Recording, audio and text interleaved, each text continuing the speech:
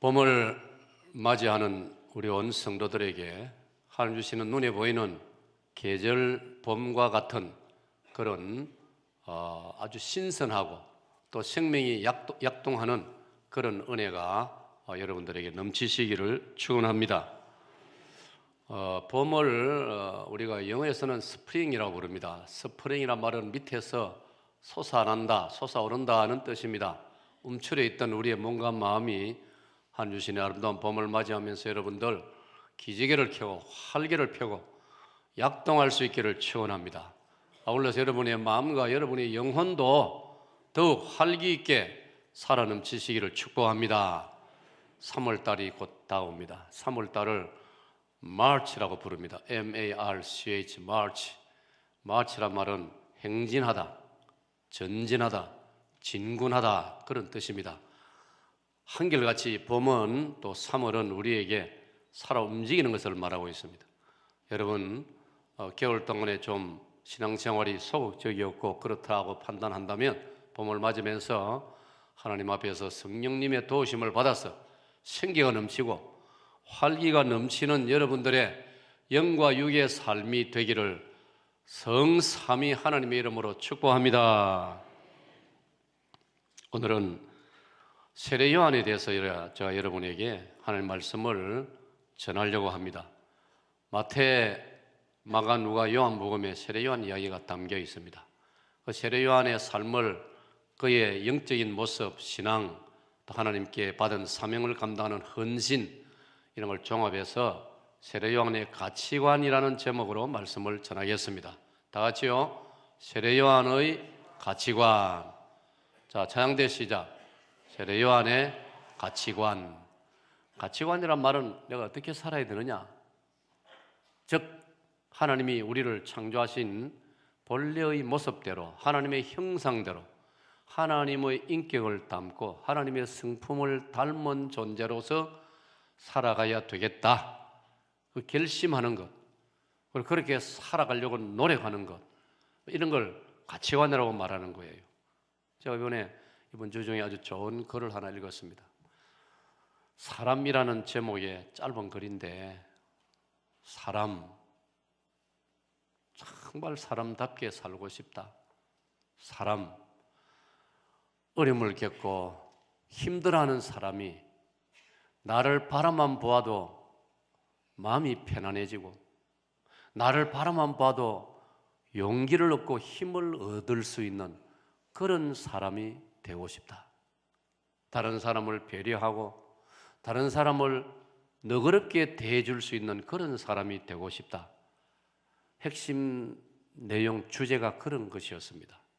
오늘 우리가 그렇게 살아야 되지 않습니까? 더군다나 기독교 신자로서. 오늘 이 세상은 참으로 복잡합니다. 사상도 복잡하고 이념도 복잡하고. 그래서 지금 우리는 엄청난 지금 갈등을 지금 안고 있지 않습니까?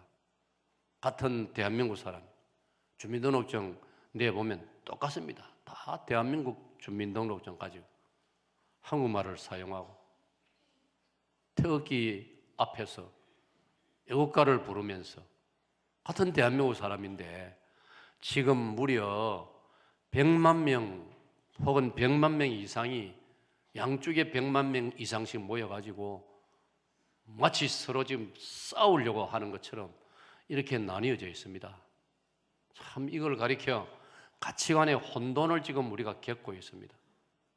우리는 어른이니까 그렇다 치더라도 자라는 청소년들, 우리 아이들, 어린 학생들은 뭘 지금 거기서 뭘 느끼겠습니까? 어떻게 판단을 해야 되겠습니까? 어느 쪽에 서야 되겠습니까? 걔들 생각을, 그들의 입장에서는 정말 여러 가지로 염려스럽습니다. 빨리 이런 갈등과 혼란이 이제 끝나고 종결이 되고 우리의 모든 에너지가 우리끼리 갈등하고 대립하고 신경전 벌이고 싸우고 이거 다 이제는 종료가 되고 종결이 되고 봄과 더불어서 우리 사는 이 한반도에 우리 아름다운 남쪽 땅에 하나님이 보호하사 우리나라 만세 부르는 이 우리 한국에 하나님 은혜로 말미암아 새로운 은혜의 날이 올 수 있도록 우리 모두 기도해야 할 줄로 믿습니다. 사무엘상 12장 23절, 사무엘 선지자는 백성들을 모아놓고, 이스라엘 백성들을 모아놓고 말합니다. 나는 너희들을 위하여, 이스라엘을 위하여 기도하기를 쉬는 죄를 범하지 아니하리라. 영적으로 오늘 저와 여러분은 그런 책임을 지고 있는 자들입니다. 우리는 기도의 신자는 영적으로 우리가 왕입니다. 제사장입니다. 선지자입니다. 우리가 기독교 신자가 되고 나면 하나님께서 우리에게 그런 사명을 주신 겁니다. 우리가 왕이라 하는 것은 왕적 사명을 주신 겁니다. 왕은 나라를 지키고 백성을 위해서 수고를 해야 됩니다. 그게 왕이 할 일입니다. 오늘 우리 기독교 신자들에게는 이런 사명이 주어져 있습니다. 우리 사익동 교회도 이런 사명이 주어져 있습니다. 제사장은 백성들의 허물과 죄를 가슴에 부둥켜 안고, 제사장 자기가 마치 잘못하고 죄 지은 것처럼 성전에 들어가 가지고, 성소와 지성소에 들어가 가지고 하나님 앞에 눈물을 흘리면서 기도하는 거예요. 하나님, 내 백성의 죄를 용서하여 주시옵소서. 그런 제사장적인 사명을 우리 기독교인들이 가지고 있다 이 말입니다. 우리 교회가 가지고 있다 이 말이에요. 그러므로 우리는 마땅히 오늘의 조우의 아픈 현실을 바라보면서, 우리는 기독교 신자이기 때문에 누구를 탓하고 원망하고 철없는 사람들처럼 누구를 욕하고 비방하고 이상한 행동을 하면서 사람을 모욕하고 그런 차원이 아니고, 우리 예수 믿는 사람은 모두를 정신적으로 품고 가슴에 품고 우리 하나님 앞에 십자가 앞에 나가서 기도해야 할 줄로 믿습니다. 이게 기독교인에게 주어진 제사장적 사명입니다. 받습니다. 제사장, 선지자적 사명이 있습니다. 선지자, 하나님 말씀을 가르치고 어떻게 살아야 되며 창조주 하나님을 기억하고 그 창조주 하나님을 섬기고 그 하나님의 계명을 잊지 말고 그 하나님 계명을 기억하고 배워서 하나님의 사람답게 살라고 외치는 것이 선지자의 사명입니다. 받읍시다. 선지자. 그래서 오늘 베드로전서 2장 9절 이하에 다 나와 있습니다. 우리는 왕같은 제사장입니다. 우리 세상 사람들에게 착하고 거룩한 행실을 보여주어야 될 사람들입니다. 그러니까 저와 여러분은 왕적, 제사장적, 선지자적 사명을 가지고 있는 것입니다. 받읍시다. 왕적, 제사장적, 선지자적 사명을 가지고 있다는 걸 여러분 오늘 기억을 하십시오. 이걸 가리켜 신학적으로 삼중직이라고 말합니다. 삼중, 세 가지 하나가 아니고 세 가지 사명을 우리 기독교인이 가지고 있다. 마치 우리가 이 땅에 착한 왕인 것처럼, 이 땅에 착한 제사장인 것처럼, 착한 선지자인 것처럼 그런 정신과 책임감을 가지고 우리가 살고 있는 2017년, 우리가 발을 딛고 있는 이 한반도를 위해서 우리가 살아가야 되는 겁니다. 우리 기독교인은 나만을 위해서 사는 사람이 아닙니다. 난 사람 잘 먹고 잘 살고, 난 사람 행복하게 살고, 조금이라도 누가 날 건드리면 싫고, 그런 존재가 아닙니다. 우리는 예수님이 바로 이 삼중직을 가지고 살아갔지 않습니까? 기독교인이 누굽니까? 예수님이 걸어가신 그 길을 따라가는 사람이 그게 기독교인입니다. 그게 그리스도인입니다. 그런 면에서 세례 요한이야말로 정말 하나님이 제시하시고 하나님이 명하시고 하나님께서 말씀하신 바를 따라서 한 인간으로서, 받습니다. 한 인간으로서, 한 사람으로서 정말 아름답게 주어진 인생길을 걸어간 사람입니다. 여러분, 세례 요한은 그렇게 오래 살지 못했습니다. 오늘 여기에 대부분이 우리가 세례 요한보다 훨씬 오래 살고 있습니다.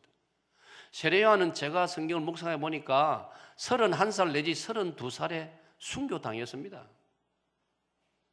쉽게 말하면 30년쯤 살았습니다. 30년쯤 살았음에도 불구하고 그가 우리에게 남겨놓은, 그가 하나님의 은혜로 말미암아 우리에게 남겨놓은 그의 발자취, 그의 삶의 여정, 그의 삶의 발자국은 정말 가슴 뭉클합니다, 여러분. 그래서 예수님께서는 이 세례 요한을 우리에게 한마디로 이렇게 소개해 주셨습니다. 그게 마태복음 11장 11절입니다. 마태복음 11장 11절 외우기 좋기 때문에 제가 여러분에게 강조하는 것입니다. 11장 11절 신약의 맨 첫 번째 마태복음 같이 읽습니다. 내가 진실로 너에게 말하노니 여자가 낳은 자 중에 세례 요한보다 큰 이가 일어남이 없도다. 아멘.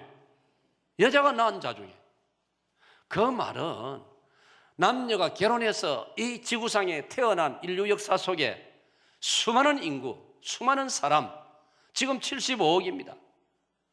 이 긴 세월 인류 역사 속에서 한 인간으로서는 세례 요한보다 큰 이가 없단 말이에요. 예수님이 그렇게 평가해 주셨습니다.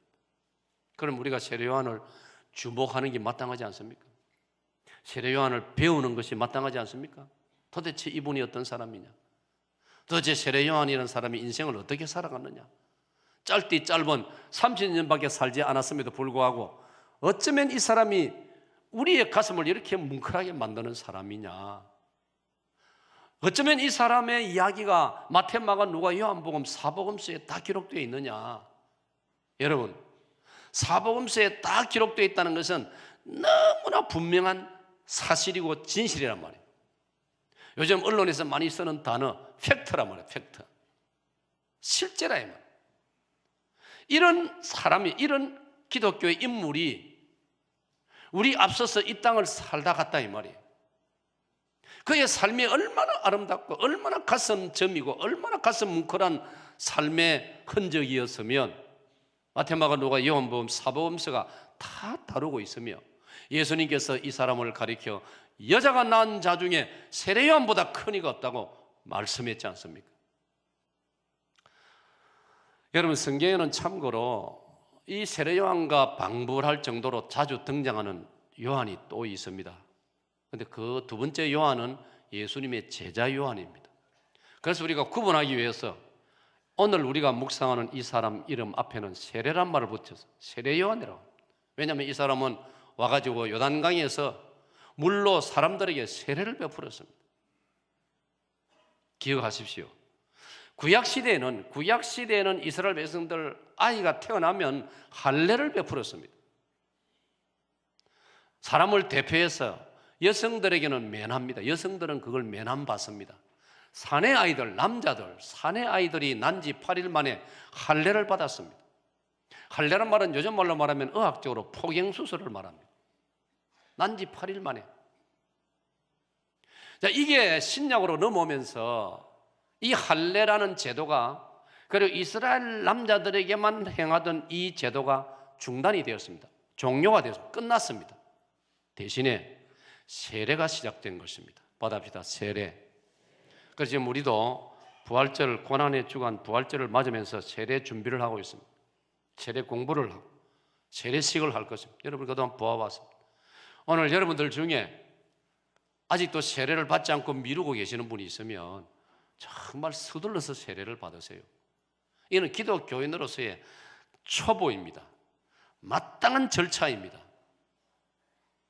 운전면허증 따지 않고 운전할 수 있습니까? 할 수는 있죠. 그거는 바람직한 것이 아닙니다. 그거는 아름답지 않습니다, 여러분. 마찬가지입니다. 기독교 신자라고 자기가 인정한다면, 나는 기독교 신자라고 고백한다면, 아까 우리 장로님 기도할 때 인정했지만 마태 10장 16절에 베드로처럼 주는 그리스도시요 살아계신 하나님의 아들이십니다. 예수 그리스도는 나의 구주이십니다 라고 고백을 한다면 여러분은 우리 기독교에서 가장 중요한 이 하나의 예식인 세례를 기쁘게 자원해서 적극적으로 받아야 됩니다. 사도행전 8장을 읽으면 이디오피아의 재무부 장관이라고 할 수 있는 그 사람, 예루살렘에 하나님을 예배하러 왔다가 돌아가는 길에 전도자 빌립을 만났을 때 그 빌립을 통해서 예수님에 관해 설교를, 성경 가르침을 받았을 때 그는 스스로 자기 입을 열어 말했습니다. 이제 내가 이 예수님을 나의 구주로 믿으니 나에게 세례를 주시오. 내가 세례를 받음에 있어서 부족함이 무엇입니까?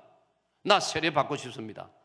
그랬더니 전도자 빌립은 망설이지 않고 마침 가다가 도로가에 물이 있으니 두 사람이 내려가지고 빌립이 그 이디오피아 재무부 장관에게 세례를 베풀었다라고 사도행전 8장이 증거하고 있지 않습니까?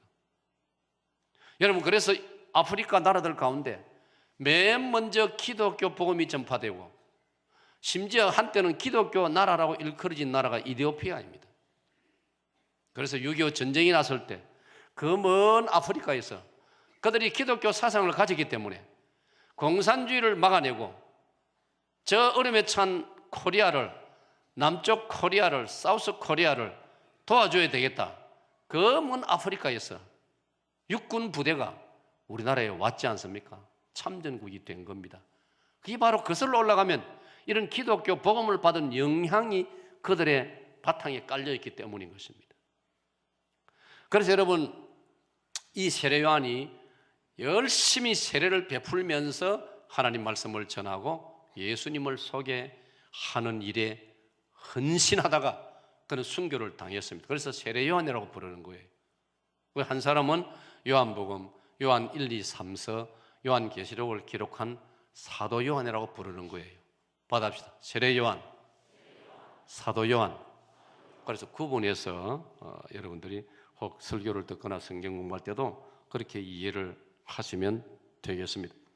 자, 우리는 먼저 이 세례 요한의 이 별명을 한번 생각하겠습니다. 세례 요한의 별명을 성경은 광야의 사람이라고 말하고 있습니다. 받아봅니다. 광야의 사람.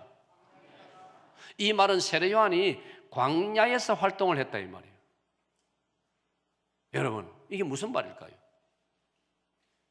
세례 요한을 가리켜 광야의 사람이라는 뜻은 세례 요한이 첫째로 문명의 혜택을 거의 받지 않고 살았다는 뜻이에요. 그 왜 그럴까요? 그 말은 자기의 삶을 온전히 하나님께만 바치겠다는 뜻이에요.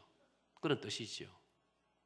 모든 사람이 그럴 수는 없겠지요. 어쩌면 그럴 필요도 없겠지요. 모든 사람이 다 광야로 들어갈 필요는 없겠지요. 그런데 이 세례 요한은 그리했다 이 말이에요. 그는 문명의 혜택을 포기했습니다. 사랑 여러분, 우리는 가끔씩 세례 요한을 생각해 봐야 됩니다. 문명의 혜택을 사양하고 광야로 들어간 사람, 그래서 별명이 광야의 사람인 세례 요한, 그가 우리의 믿음의 선배고 그가 우리의 믿음의 조상이라고 한다면 우리도 가끔 광야의 사람으로 살아보려는 마음을 가진다든지 광야의 사람과 비슷한 그런 고난을 우리가 한 번씩 자원해 보아야 안 되겠습니까?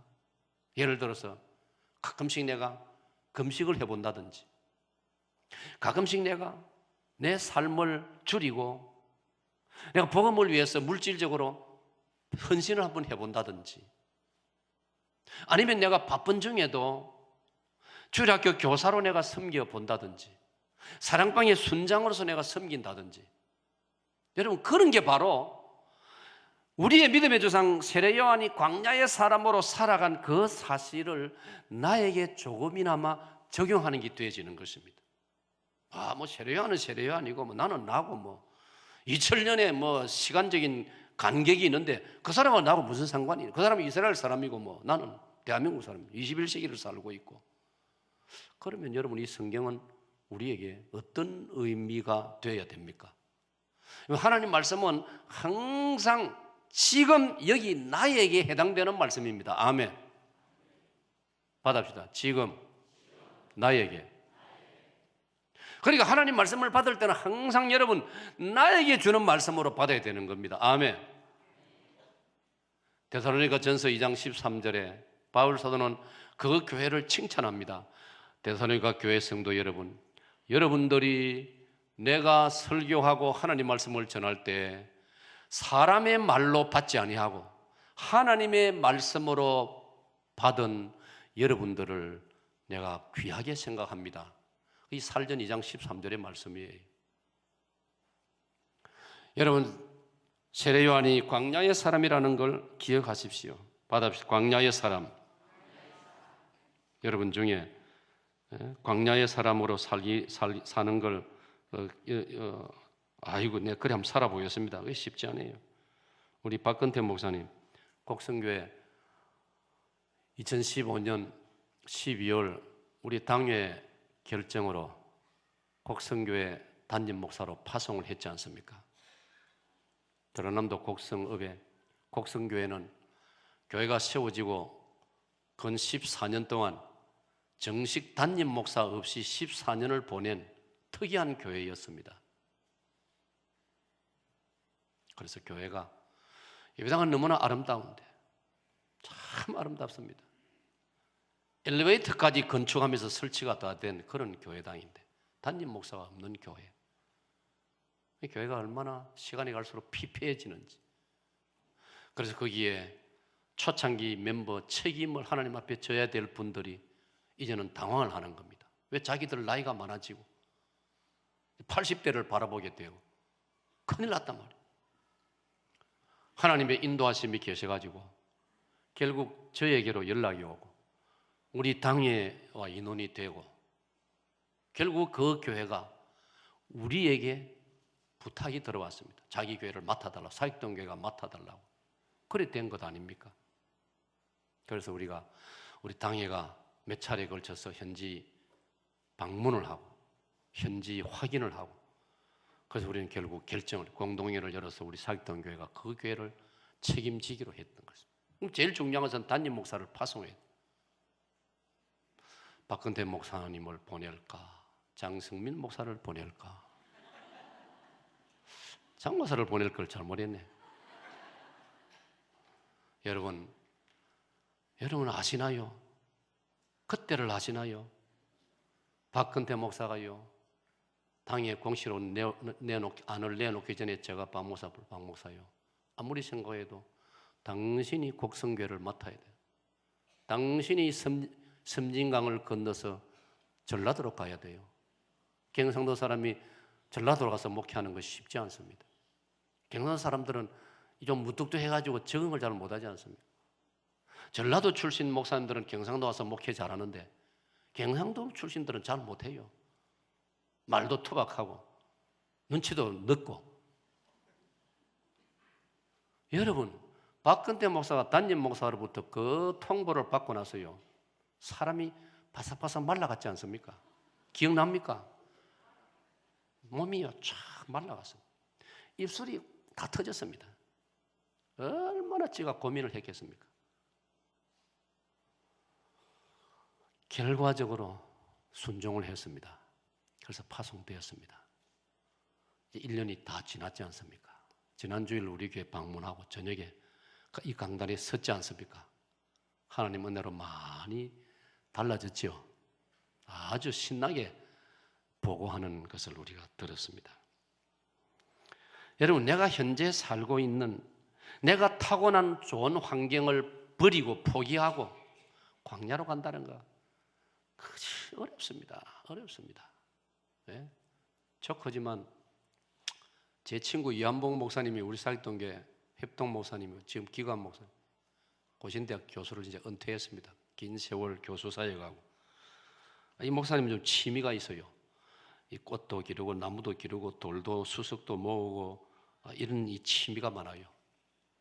합천 출신이 되니까 나보다 더 촌놈이 돼가지고 그래요. 농사도 짓고 뭐 이 텃밭도 기르고 이런 거 잘해요. 그래가지고 자기가 고심고심 하다가 부산에 아파트를 팔고 정리해가지고 김해 무추산 밑에 상동면에 상동이 뜨는 곳이거든요. 거기에 땅을 200평인가 사가지고 지금 한창 집을 짓고 있어요. 내 속으로는 죽을 고생하구나. 속으로는 그렇게 생각하는데 자기는 꿈에 부풀어 있습니다. 그런데 날 보고 김 목사 나하고 나이가 같거든요. 김 목사 니도 내 옆에 땅 사라. 그래서 내가 쭉 그랬습니다. 네가 사주면 내가 갈게. 사랑하는 여러분 글쎄 앞으로 이제 어떤 소감이 두 분이 소감이 어떨는지 모르지만은 그게 간단한 게 아니에요. 특별히 여성들에게는 간단한 게 아니에요. 근데 그 얘기도 우리 집에 와서 한마디 해봤어요. 보소 우리도 내 고향 김해 무추산 밑으로 갈까요? 하니까 두 번 다시 말도 꺼내지 말라 그래. 가려면 혼자 가라고. 절대로 나는 촌에서 못 산다. 부산에서 태어나서 부산에서 뭐 자라겠다. 난 촌 못 산다고. 그 말이 일반적으로 일리가 있지 않습니까? 그런데 은퇴 후에 살러 가는 정도가 아니고 현역으로 여러분 세례요한은 아까 말한 대로 제사장 아들입니다. 세례요한의 아버지는 사가랴입니다. 제사장입니다. 존경받는 제사장 아버지가 세례요한의 아버지입니다. 여러분 구약 시대는요, 구약 성경에는요, 제사장은 세습을 하게 되어 있습니다.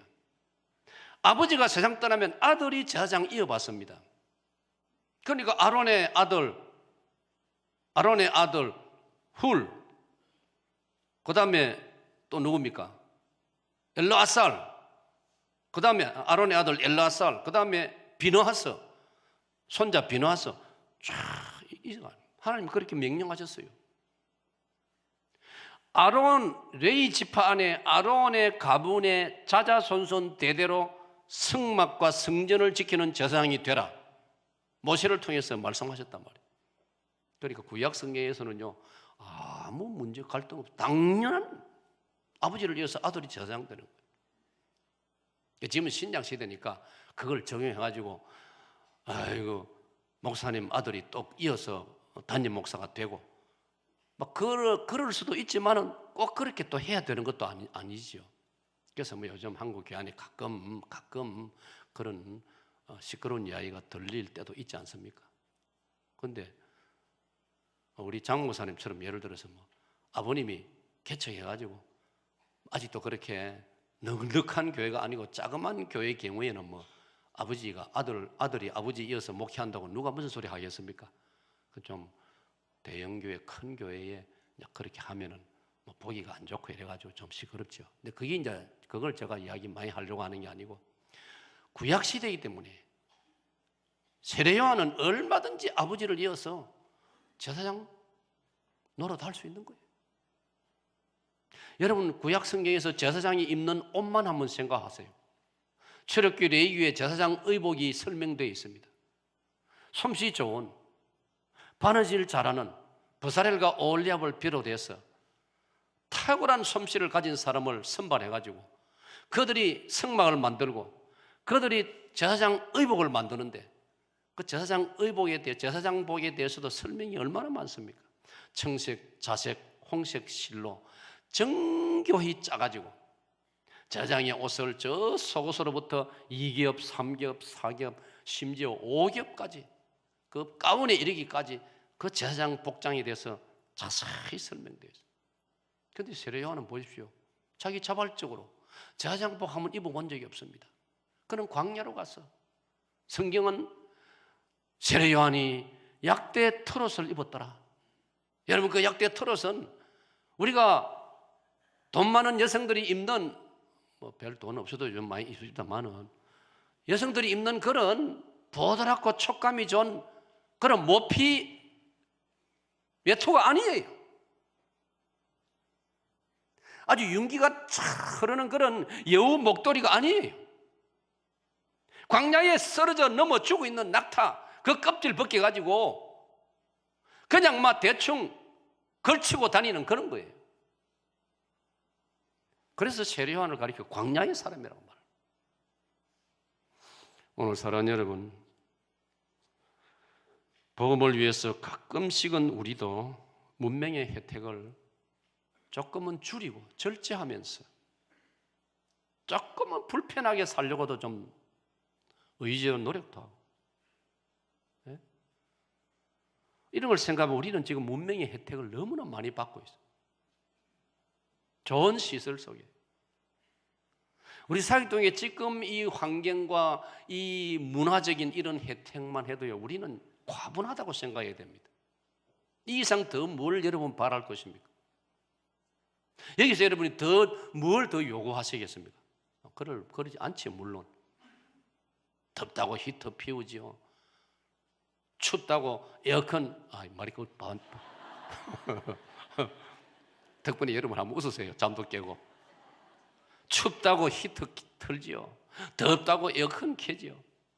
내가 보니까 우리 장 목사님도 덩치도 크니까 막 여름 되면 막 무조건 에어컨을 해.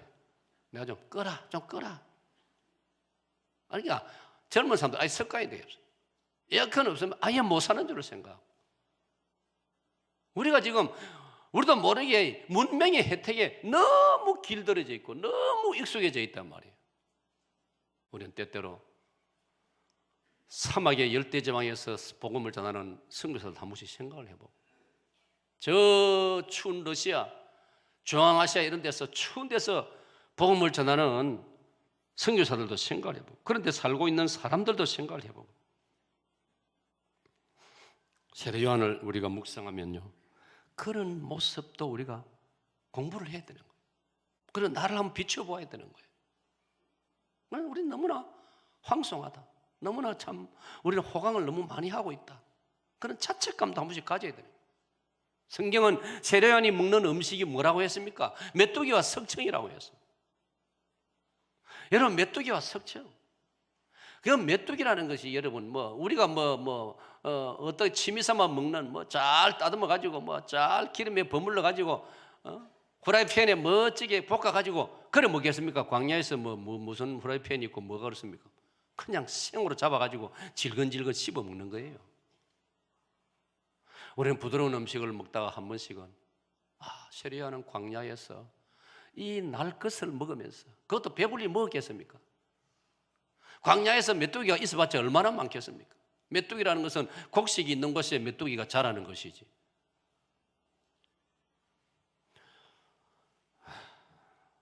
저는 이 본문을 한 2주간 묵상하면서 열차를 타고 낙동강변으로 내려오면서 지난 주간에 서울 SFC 해관 마련 입주 감사 예배 다녀오면서 참 세례 요한을 묵상하며, 세례 요한이 광야에서 약대 트롯을 입고 메뚜기와 석청을 먹으면서 그 하나님 복음을 위해서 광야의 사람으로 살아 오늘 우리는 너무나 호강을 하고, 너무나 우리는 과분하구나, 그런 생각에 잠겨보곤 했습니다. 그래서 조금이라도 그런 믿음의 선배들의 걸어간 길에 조금이라도 동참을 하려면 어떻게 해야 되겠느냐? 좀 절제하고 의도적으로라도 일부러라도 좀 불편하게 살려고 노력도 해보고, 어지간하면 차를 굴리지 말고 좀 걸어 다니고, 이런 정신이 우리가 이 앞서간 믿음의 선배들의 뒤를 따라가는 것 아니겠습니까, 여러분? 예를 들면 광야의 사람이라는 것은 또 뭘 말하느냐? 세상 사람들로부터의 환호 갈채라든지 흔히 말하는 인기라든지 이런 걸 초월한다는 뜻이에요. 광야에서 무슨 인기가 있겠습니까, 여러분? 사람이 자기를 나타내고 자기를 뽐내려면 예루살렘 거리에 나가야지요. 예? 서울 광화문 내거리에 나가서 그 무대에 올라가지고 과함을 지르고 사람들이 주목하게 만들어야지요. 아니면 서울 예술의 전당에 그런 데 올라가가지고 참 노래를 부르고 한번 해가지고 이름을 떨치고 해야지요. 광야의 사람은 그런 걸 초월한 사람이에요. 세상의 인기, 날 알아주고 내 이름 석자가 빈다고 그걸 초월한 거예요. 교회에서 때로 필요해서 일꾼을 세울 때 참 우리가 같은 연약한 인간이기 때문에 그게 참 말대로 쉬운 건 아니지만은 우리 조금씩은 고민해 봐야 됩니다. 내가 이 좀 초월할 수 없나? 내가 조금이라도 좀 몸부림쳐 볼 수 없나? 믿음의 조상들의 그 걸어간 걸음을 내가 조금이라도 한번 따라보면 안 되겠나? 사랑하는 여러분, 광야의 소리란 말은 자신을 숨기고 오직 주님을 전하는 소리로만 내 인생을 살겠다, 남겠다, 그런 뜻이에요. 세례 요한은 자기를 숨기고 자기를 통해서 오직 예수 그리스도만을 나타내기로, 그런 정신을 가지고 사명을 감당하는 세례 요한이기 때문에 광야의 소리라고 부르는 거예요. 받아입니다. 오직 예수 그리스도. 저와 여러분 지금까지 살아오면서 나를 바라보고 어떤 사람이 정말 당신을 바라보면서 내가 기독교를 새롭게 발견하고 당신을 내가 지켜보면서 내가 예수 그리스도를 생각하게 되었고, 당신을 내가 긴 세월 지켜보면서 나도 결과적으로 기독교 신자가 되기로 내가 결심을 했어. 예수 그리스도 그분을 나는 잘 모르지만 당신을 보고 내가 예수 그리스도를 내 인생의 구세주로 내가 모시기로 작정을 했어. 우리에게 이런 감정들이 좀 나타나야 된다는 것입니다. 여러분 기억납니까? 저는 제가 군에 있을 때 모신 상관, 지휘관, 나중에 육군 참모총장으로 전역을 한 황영시 장군, 그분이 저에게 말했습니다. 제가 질문했습니다. 그때 그분이 저희 부대 군단장님께서는 어떻게 해서 기독교 신자가 되셨습니까? 여쭈었을 때 황 장군께서는 말했습니다. 목사님, 제가 육군 사관학교 생도 때 내 친구 한 명이 기독교 신자였는데 내가 사관 생도 시절에 그 친구를 지켜보면서 마음에 감동이 되어서 그 친구가 믿는 예수님을 내가 믿기로 결심을 해서 기독교 신자가 되었습니다. 황희상 장군은 지금 서울 장충동에 거기 교회에, 얼른 교회 이름만 떠오르네요. 거기에 장로님으로 경동교회, 강원영 목사님이 목회한 경동교회 지금 은퇴 장로님이십니다. 나는 그분을 그렇게 감동을 준 그 사관학교의 그 한 크리스찬 생도라는 그 사람이 참 궁금했어요. 뭐 만나볼 수도 없고 물론 그렇죠.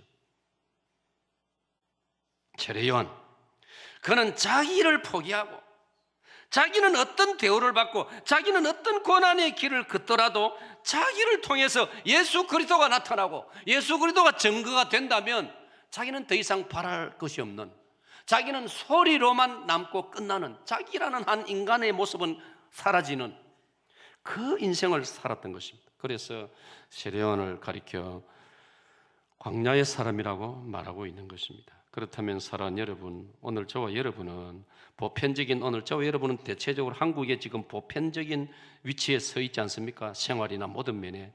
그렇다면 여러분, 우리 정말 하나님 앞에 감사하고 살아야 됩니다. 아멘. 정말 감사하셔야 됩니다. 어떤 자료를 보니까요, 매일 따뜻한 물에 샤워할 수 있고 따뜻한 방에서 잠을 잘 수 있고 하루 3끼 음식을 먹을 수 있으면요, 지구상 인류의 5%에 해당된답니다. 사실은 수많은 지구상의 인류가요, 형편없이 살고 있습니다. 오늘 여러분, 우리가 그 놀라운 혜택 속에 살고 있습니다. 그렇다면 우리는 세례 요한을 닮는다는 말 이전에 우리 정말 하나님께 감사하면서 살아야 됩니다. 믿습니까? 믿습니까? 정말 감사해야 됩니다. 다른 생각하면 안 됩니다. 자, 그러면 이 세례 요한의 가치관에 들여다보니까 어떤 아름다운 점을 가지고 있느냐? 첫째는 세례 요한은 기쁨의 사람이었습니다. 자, 다 같이 읽습니다. 시작. 신앙인의 핵심은 기쁨이다. 여러분, 제가 지금까지 세례 요한을 여러분에게 아주 많이 제 나름대로 힘껏 설명했습니다. 그러한 객관적인 우리가 겉으로 보기에 그 상황과 환경과 모든 주어진 여건 속에 세례 요한에게 기쁨이 있을 무슨 근거가 있습니까? 건덕지가 있습니까? 그런데 성경은 세례 요한은 자기 가슴 속에는 기쁨이 있다고 고백했습니다. 그 증거를 제가 떼어볼게요. 요한복음 3장 29절입니다. 다 같이요, 시작. 신부를 취하는 자는 신랑이나 서서 신랑의 음성을 듣는 친구가 크게 기뻐하나니 나는 이러한 기쁨으로 충만하였노라. 세례 요한의 자기 고백입니다. 저기서 말하는 신랑은 누구냐? 예수님을 가리키는 겁니다. 신부를 취하는 자는 신랑이지만은 내 친구가 오늘 장가들면서 신부를 맞이하는 걸 지켜보는 친구가 너무 기분이 좋다 이 말이에요. 자기가 장가갈 때보다 더 기분 좋다 이 말이에요. 뭐냐? 자기가 장가갈 때는 뭐 천지도 모르고 장가를 가는데 친구 장가가는 걸 보니까 너무 보기 좋단 말이에요. 여러분, 그게 진짜 친구입니다. 저놈 자식이 나보다 더 예쁜 각시를 얻었네. 질투하면 그 친구가 아닙니다. 야, 저놈 자식냐, 진짜 장가 잘 가네. 진짜 괜찮은 좋은 교수를 만났네. 진짜 기뻐하고 축하해 줄 수 있는 그게 진짜 친구입니다, 여러분. 지금 세례요한 보세요. 자기에게 몰려오던 군중이 예수님이 등장해서 예수님이 하나님 말씀 하늘나라를 전파하니까 사람들이 세례요한에게로 가던 사람들이 방향을 바꿔가지고 예수님에게로 다가가고 있는 것입니다. 여러분, 그런 상황이 여러분에게 해당되면 마음 좋겠습니까? 내게로 몰려오던 사람들이 저쪽으로 다간단 말이에요. 그래서 성경 읽으면요, 세례요한의 제자들이 세례요한을 찾아와 선생님 큰일 났습니다. 선생님이 말씀하시던 그분이 나타나가지고 그분이 말씀을 전하니까요, 우리들이 오던 사람들 그쪽으로 다 가더이다. 세례요한의 제자들이 너무 마음이 슬프고 선생님 보기가 민망해서 선생님이 그렇게 보고 말씀을 드리니까 그 답이 저 말입니다, 여러분. 찬양대 한 번 더 시작.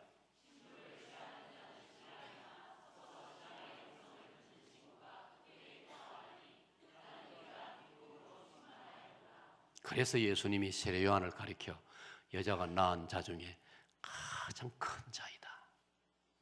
큰 자가 누굽니까? 자기 마음이 넓은 사람입니다. 마음이 요동하지 않는 사람. 우리 기독교 입장에서 말하면 나에게는 예수님이 계시기 때문에 나는 예수님으로 만족한다. 할렐루야.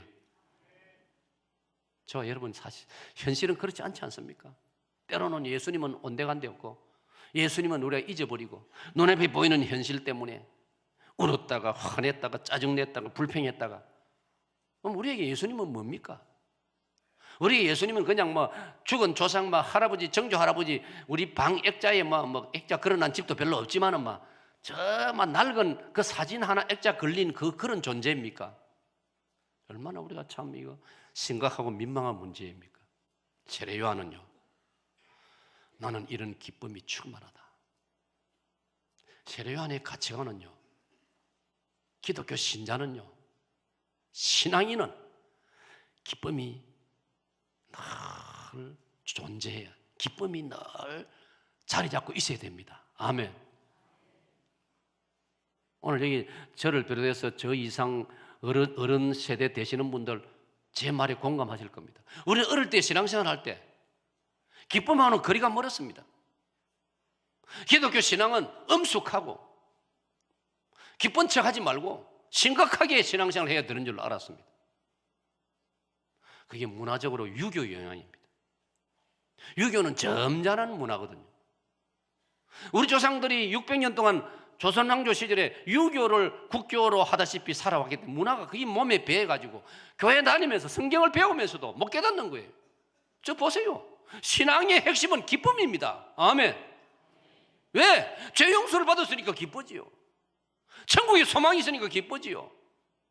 죽어도 다시 산다는 부활의 믿음이 있으면 기뻐할 수밖에 없지 않습니까? 그런데 우리는 어떻습니까? 나 아직 실천 못해요. 욕심은 가지고 있는데. 장례식 때 우리 검은 옷 더 이상 입지 맙시다. 한번 실천하고 싶은데 알롱달롱 막 울긋불긋 옷을 입고 나와서 장례식 예배합시다. 네? 내가 어느 병원에 그 장례식 축도를 맡아서 내 노예 안에 목사님 장모님이 돌아가서 그 장례식 가니까요, 장례식 예배 순서지가 잠옷을 잘 들어요. 장례식 예배 순서지가 알록달록하지 않습니까? 내가 쇼크를 받았어요. 보통 교회들마다 우리도 그렇고 그냥 흰 종이에 검은 글씨 쭉 이래가지고 장례식 예배 순서지니까 그래서 내가 그걸 견본으로 가져왔어요. 2장 가져와서 하나는 내가 보관하고 하나는 부유께들에게 내가 건넬 준비를 하고 있어요. 우리도 이렇게 한번 만들어보자. 그러니까 우리는 우리 교회에서 만드니까 그냥 흑백으로 만드네. 그래 하려면 천연색 칼라 복사기가 있어야 된다 해서 한번 연구해보자 이러는데, 여러분 김한남 박사님은 유언을 했지 않습니까? 내가 죽으면 검정색 옷을 입지 말아라. 내 장례식 때는 각자 자기 평상복을 입고 와서 장례식 예배를 드려달라. 그게 김한남 박사님, 여화여대 김한남 박사님의 유언이었습니다, 여러분. 그럼 핵심이 뭡니까? 우리는 기쁘다 이 말이에요. 오늘 찬송 아까 예배 시작 때 불렀지 않습니까? 기뻐하며 경배하세 영광의 주 하나님. 할렐루야. 받합시다. 기뻐하며 경배합시다. 우리 경배, 첫 예배 시작할 때 기쁨으로 경배드려요.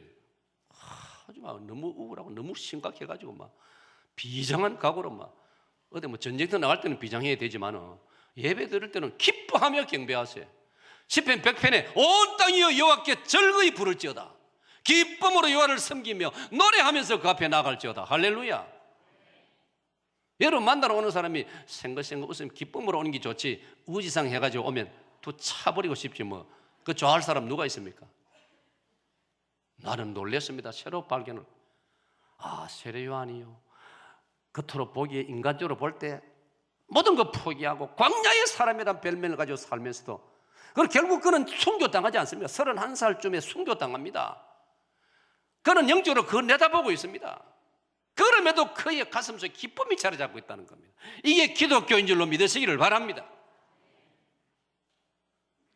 죄악 벗은 우리 영혼은 기뻐 뛰며 주를 보겠네. 죄악을 벗음, 십자가의 보혈로 하면 죄 용서를 받았기 때문에 기뻐 뛰며 주를 보겠네. 할렐루야. 할렐루야.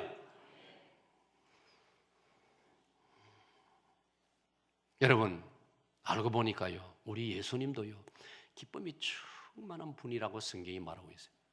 우리는 예수님 하면 우리 이미지가 십자가에 매달린 예수님, 그런 그림만 많이 보고, 겟세마네 동산에서 피땀 흘려 기도하시는 예수님, 그런 거에만 익숙하다 보니까 기쁨하고 예수님하고 별로 안 맞는 것처럼, 조화가 안 되는, 매치가 안 되는 것처럼 생각, 선입견을 가지고 있어요. 그런데 성경을 보니 안 그래요. 요한복음 15장 11절, 요한복음 15장 11절은 이렇게 말하고 있습니다. 예수님께서 내가 이것을 너희에게 이름은 내 기쁨이 너희 안에 있어. 받아봅시다. 내 기쁨이. 저 말이 뭡니까? 내 안에 있는 이 기쁨을 너희들에게 나누어주고 싶다. 그래서 너희 기쁨을 충만하게 해주고 싶다. 할렐루야. 여러분 예수님 동정하지 마세요. 예수님에게 동정하지 마세요. 예수님 우리의 동정이 필요하지 않습니다. 예수님은 본래부터 기쁨이 충만하신 분입니다. 할렐루야. 이 기쁨을 우리들에게 나눠주고 싶어 하시는 거예요. 그러면 저와 여러분은 주님의 그 기쁨을 저에게 주시옵소서. 할렐루야. 그래서 우리가 기뻐하며 노래하면서 살기를 하나님께서는 원하고 계시는 거예요. 시편 4편 7절에 주께서 내 마음에 두신 기쁨은 저희의 곡식과 새 포도주에 풍성할 때보다 더하니이다. 우리 사익동교회부터, 우리 사익동교회부터 기쁨이 충만한 성도들 되시기를 축원합니다. 축원합니다. 저는 때로 좀 얼굴이 좀 심각할 때가 있어요. 표정이. 그래서 그걸 쳐다보고 상당히 노력을 많이 해요.